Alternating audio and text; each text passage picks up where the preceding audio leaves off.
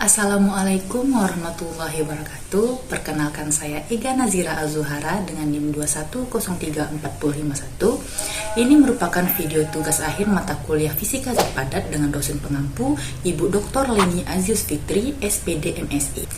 Saya akan membahas tentang semikonduktor pada mikroprosesor. Nah, yang pertama kita akan membahas itu apa semikonduktor. Semikonduktor sendiri adalah suatu bahan yang memiliki konduktivitas, di mana konduktivitas merupakan sifat suatu bahan untuk menghantarkan listrik. Di mana semikonduktor tadi merupakan bahan yang memiliki konduktivitas listrik antara konduktor dan isolator, di mana sifat ini membuatnya untuk digunakan dalam berbagai bahan-bahan elektronik seperti komputer, smartphone, dan peralatan rumah tangga lainnya. Nah, semikonduktor secara umum dapat dibagi menjadi dua jenis utama berdasarkan dopingnya. Pertama, ada semikonduktor intrinsik, di mana semikonduktor ini adalah semikonduktor murni yang tidak mengandung pemotor. Dalam semikonduktor intrinsik ini, jumlah elektron valensi yang bebas sama dengan jumlah lubang kekosongan elektron. Nah, konduktivitas listriknya pada semikonduktor intrinsik ini sangat relatif rendah karena jumlah pembawa muatan elektron dan lubang yang juga sedikit. Nah, yang kedua ada semikonduktor ekstrinsik, di mana semikonduktor ekstrinsik adalah semikonduktor yang telah didoping dengan pemotor. Nah, dopingnya ini adalah proses menambahkan pemotor ke dalam bahan semikonduktor untuk meningkatkan konduktivitasnya dalam menghantarkan arus listrik. Nah, ada dua jenis doping lagi pada semikonduktor intrinsik, di mana pertama ada doping tipe P, di mana doping tipe P ini dilakukan dengan menambahkan pemotor trivalen atau unsur dengan 3 elektron valensi ke dalam semikonduktor. Pemotor trivalen ini akan menyumbangkan 1 elektron ke struktur kristal semikonduktor, sehingga menciptakan lubang. Jumlah lubang yang dihasilkan lebih banyak daripada elektron valensi yang bebas, sehingga semikonduktor tipe P ini memiliki tingkat konduktivitas yang lebih tinggi daripada elektron. Nah, yang kedua ada doping tipe N. Nah, doping tipe N ini dilakukan dengan menambahkan pemotor pentravalen, di mana unsur dengan 5 elektron valensi ke dalam semikonduktor. Pemotor pentavalen ini akan menerima 1 elektron dari struktur kristal semikonduktor, sehingga menciptakan elektron bebas.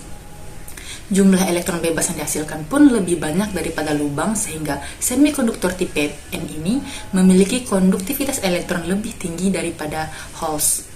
Nah, yang kedua kita akan membahas itu apa mikroprosesor. Nah, mikroprosesor ialah otak dari perangkat elektronik. Nah, mikroprosesor ini sering disingkat dengan CPU atau Central Processing Unit, yang merupakan sirkuit terintegrasi atau IC yang berfungsi sebagai otak dari berbagai perangkat elektronik modern seperti komputer, smartphone, tablet, dan perangkatan rumah lainnya. Berarti kesamaan dari antara topik semikonduktor dan mikroprosesor ialah merupakan membahas tentang perangkat elektronik.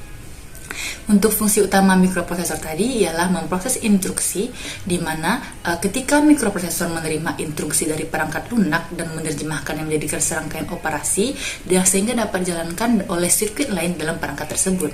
Yang kedua dapat melakukan perhitungan, di mana mikroprosesor ini mampu melakukan operasi aritmatika dan logika yang kompleks, sehingga penjumlahan, pengurangan, perkalian, pembagian, dan bahkan operasi logis lainnya dapat diselesaikan. Selanjutnya ada mengontrol perangkat, di mana mikroprosesor dapat mengontrol berbagai komponen lain dalam perangkat seperti memori, input atau output, dan unit pemproses grafis atau GPU.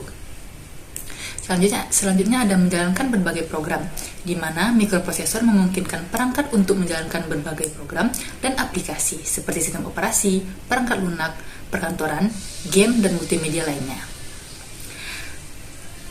Selanjutnya akan membahas tentang karakterisasi mikroprosesor, di mana kecepatan mikroprosesor ini diukur dalam gigahertz dan menunjukkan beberapa banyak instruksi yang dapat diproses per detik. Di mana saat semakin tinggi kecepatannya, maka akan semakin cepat pula kinerja pada perangkat. Dan ada itu jumlah core. Mikroprosesor ini memiliki beberapa core yang memungkinkan mereka untuk memproses beberapa instruksi secara bersamaan, meningkatkan kinerja multitasking dan aplikasi yang menuntut. Selanjutnya ada arsitektur Mikroprosesor ini menentukan jenis instruksi yang dapat diproses dengan cara kerja dengan komponen lain. Nah, beberapa arsitektur yang umum adalah Intel dan AMD, ARM, dan PowerPC.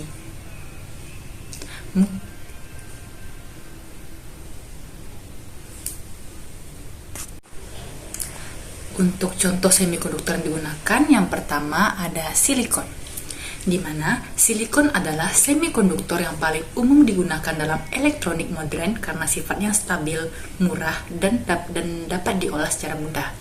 Yang kedua ada germanium, di mana germanium adalah semikonduktor yang pertama kali digunakan dalam elektronik, tetapi sekarang telah diganti oleh silikon karena sifatnya yang kurang ideal.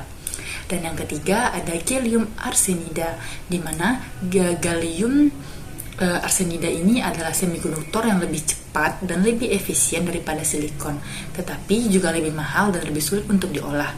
Di mana gallium arsenida ini digunakan dalam beberapa perangkat elektronik, khususnya aplikasi yang membutuhkan kinerja tinggi.